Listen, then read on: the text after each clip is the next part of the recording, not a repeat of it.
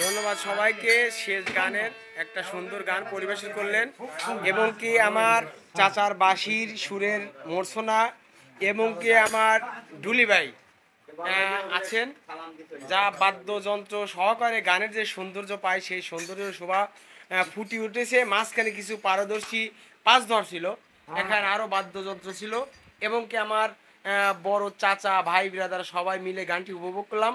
সবাই আমাদের পাশে থাকবেন। ধন্যবাদ সবাইকে।